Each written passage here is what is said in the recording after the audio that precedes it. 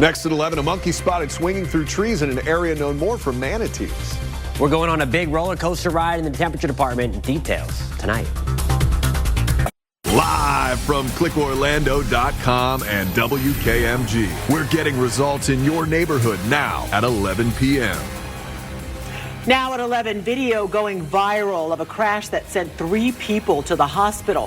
How a holiday boat parade went wrong. Also going viral, a monkey spotted swinging through the trees in an area known for manatees. Later, hear from the boater caught by surprise. Plus, a lost and found item you may want to share. Who's hoping to reunite 25 kilos of cocaine with their rightful owner? No strings attached, but there could be handcuffs. We start, though, now at 11 tonight with the latest skirmish in a battle over how millions of your tax dollars are being spent. Orange County's money man says the outgoing supervisor of elections just went on a check-writing spree. It has left the bank account empty days before elections workers have to get paid. Thank you for joining us tonight. I'm Matt Austin. And I'm Ginger Gadsden. This is far from the first time Glenn Gilzean's spending has been in the spotlight. November 14th, Orange County's Mayor Jerry Demings publicly questioned how $4 million was spent, including more than $2 million for scholarships originally named after Gilzean. December 3rd, the county commission voted to withhold the next monthly payout to Gilzean's office after comptroller Phil Diamond announced he was investigating a number of serious allegations. And Friday, Gilzean filed suit to get that money released, saying commissioners were breaking Florida law. Then today, Diamond's office announced Gilzean wrote 224 checks over the weekend, totaling almost $4.3 million, leaving that bank account bare. Tonight, Diamond is again demanding more financial records. And Gilzean is once again denying any wrongdoing, saying the checks he wrote are just paying the bills. News 6's Laverne McGee just spoke to both Gilzean and Comptroller Phil Diamond. It will be up to a judge to decide if the county is breaking the law and needs to release the funds to Gilzean. An emergency hearing has been called and is expected to happen as early as this week. Just from the outside, it looks like a big old mess. It does, yeah. It's a lot of back and forth, but Gilzean's office is saying that $4.3 million is used to pay their vendors. They just came out of an election, so they had to pay the sheriff's office and all the polling stations and the workers and so forth. And of course, the county is saying that they feel that there's something not right. Yeah, sounds like the courts will decide in the end. Laverne McGee, thank you very much. Gilzean is not the only DeSantis appointee making some headlines tonight either. Current Orange and Osceola County State Attorney Andrew Bain says he will not be helping the woman he replaced as she prepares to take back her office. Governor DeSantis suspended Monique Worrell in August of 2023 for what he calls neglect of duty and incompetence and replaced her with Bain. Now, back in November, voters overwhelmingly re-elected Worrell, beating Bain 57 to 43%. As News 6 investigator Mike DeForest tells us, Bain confirmed he will leave office in January, but says he cannot and won't help with the transition. That was Mike DeForest reporting. Late today, Bain issued a statement clarifying that his term will end on January 6th and Worrell's term will begin the next day. But it appears he still has no plans to help her team move in. New at 11 tonight, Brevard County Sheriff swears he's just trying to help someone out by placing a lost and found ad on his department's Facebook page. It's quickly becoming one of the top trending stories tonight on clickorlando.com. So Sheriff Wayne Ivey's post says in part, quote, all of us have lost or misplaced something important. We're always hopeful that a good Samaritan will do the right thing. So if you're the one who has lost or misplaced about 25 kilos of cocaine and you would like to have your property returned, contact our narcotics agents and we will be more than happy to reunite you with your lost property. The sheriff adds the distinctive scorpion design on the waterproof kilos should make it pretty easy to identify if it's yours. That's $1.7 million worth of drugs. Apparently it fell off a boat, washed ashore, and was found by a fisherman. The sheriff says to claim it, all you have to do is come to the station and, quote, once we properly identify you as the rightful owner, we will gladly return your property. Make sure that you and your property are kept in a secure area that no one can try to rip you off. He even promises to throw in a staycation at Ivy's Iron Bar Lodge. It's a cute name for that. To take advantage of this generous offer or to share it with your friends, head to clickorlando.com for full details. Surely someone is missing 55 pounds of cocaine. I would imagine so. Well, it is a local video that has gone viral on social media with more than 8 million views since this weekend. Unfortunately, that video shows a terrifying crash during a Christmas boat parade. It sent 3 people to the hospital.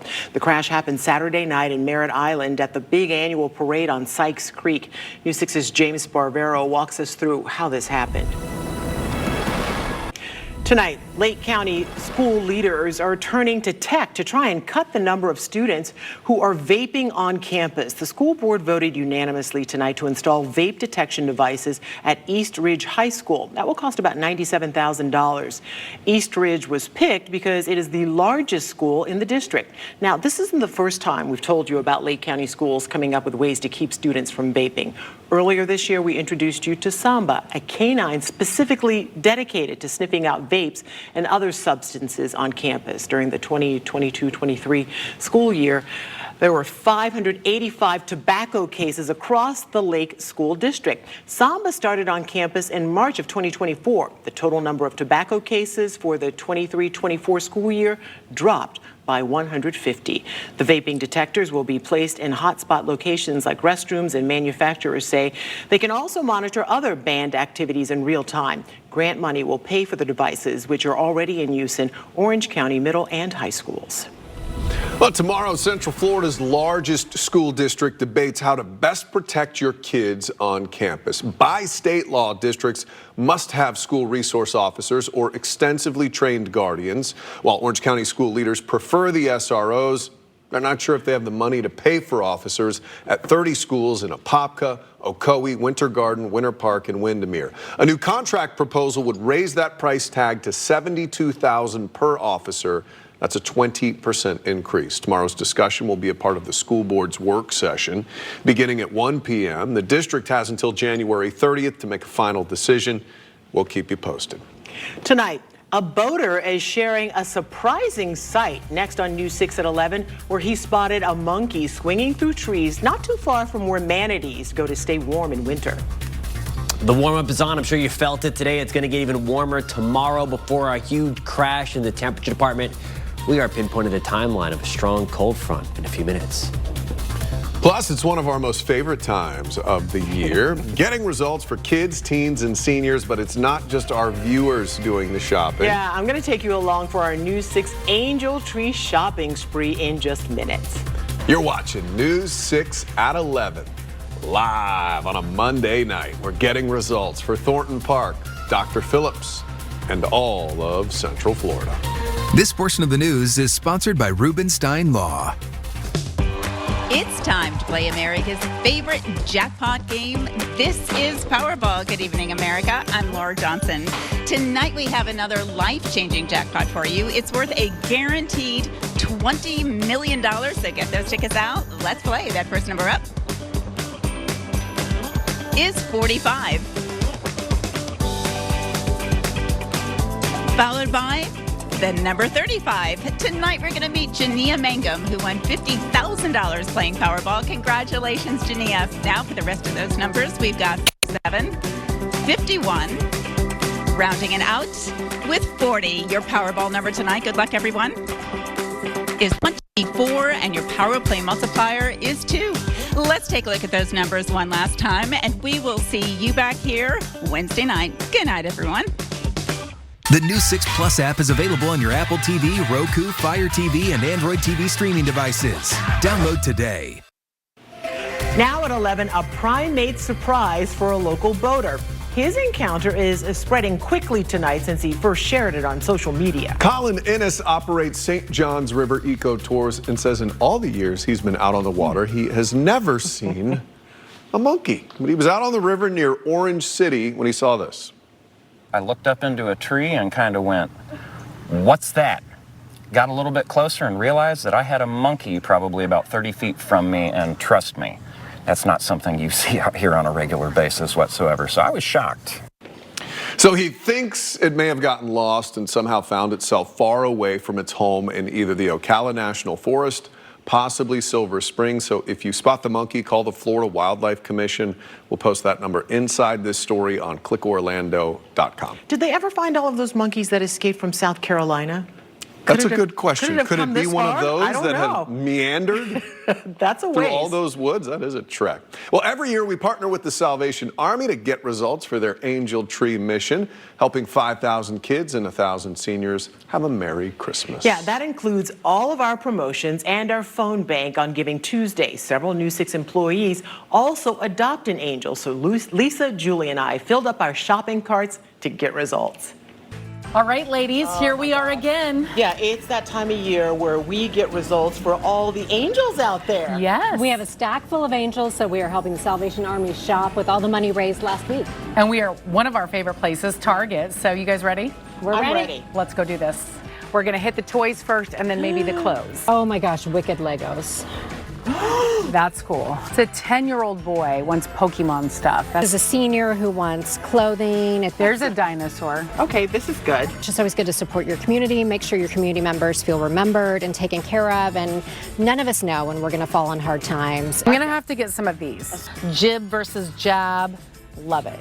That when you look at an angel tag and you guys who help us raise the money go out and fill these, it's more special, and those kids are going to have a very wonderful Christmas. Okay, I would get this for myself. But there's a lot to choose from here. The major's modeling a mask. Okay, we're not going to get that for a child. I think we need to hit up some clothes. We need clothes. I love shopping for clothes, and I do it a lot for my nieces and nephews. And for an 8-year-old boy, a 7-year-old boy, I should say, I think it's going to be a lot of fun. Because right now he just has that he wants pants on there, but he's going to get so much more than just pants. Isn't this cute? But beyond shopping, really the best day of the year is distribution day, when we see a lot of the families coming through and picking up these toys and seeing their reaction to it, and you really get an understanding of how meaningful this is. And you have done a magnificent job. We worked hard. Yeah. You took your tag, you filled your tags, and now we're going to pay for it and get them ready for distribution.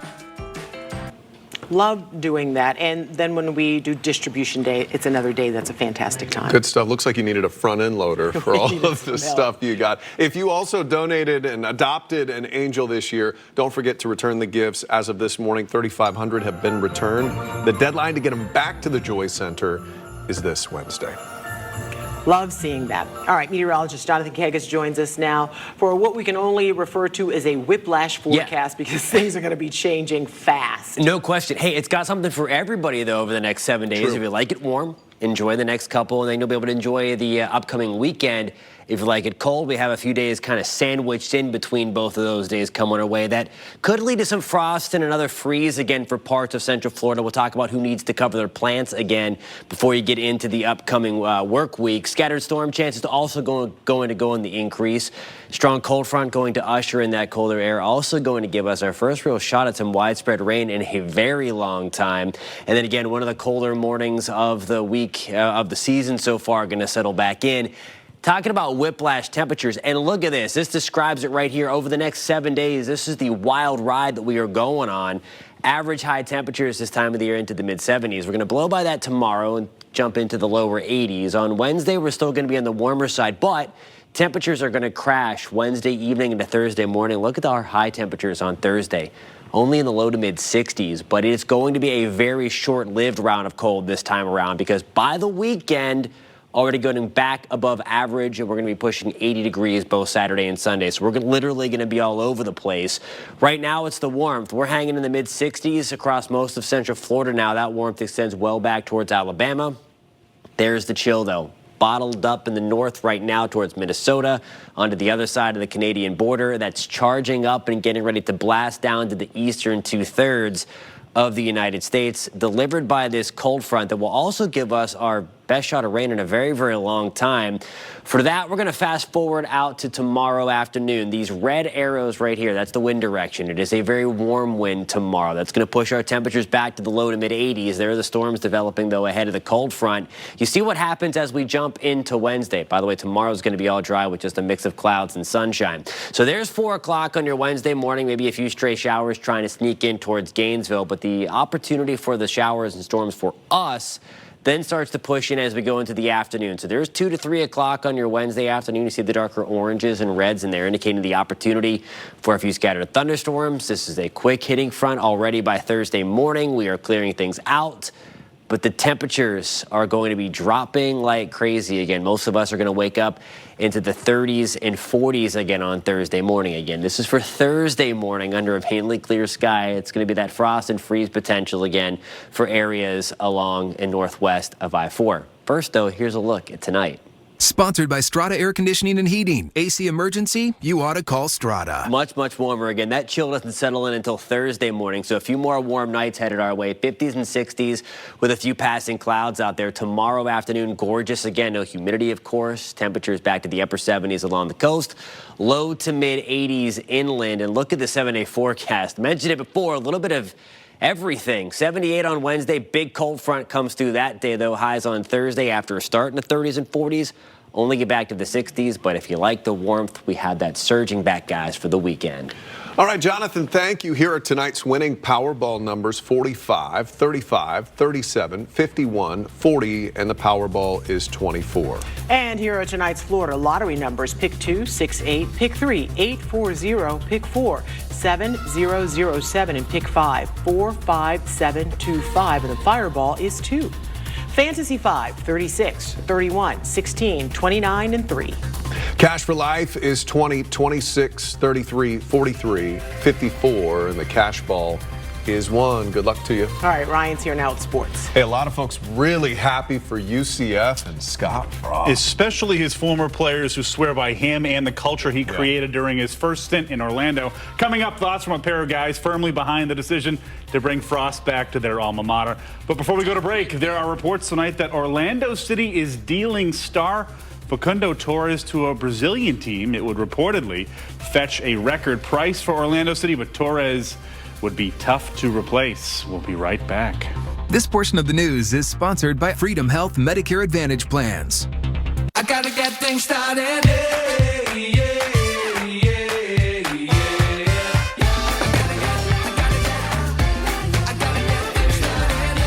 Get things started with News 6 Mornings. You gotta watch before you go. Imagine your home totally organized with Closets by Design. Welcome back. And then there were 4. The Heisman Trophy finalists announced tonight. No major surprises. We'll be right back. Trooper Steve on Patrol is sponsored by Gibson Truck World. We are the king of trucks. Thank you so much for joining us tonight. We did the best we could. We'll see you on Tuesday.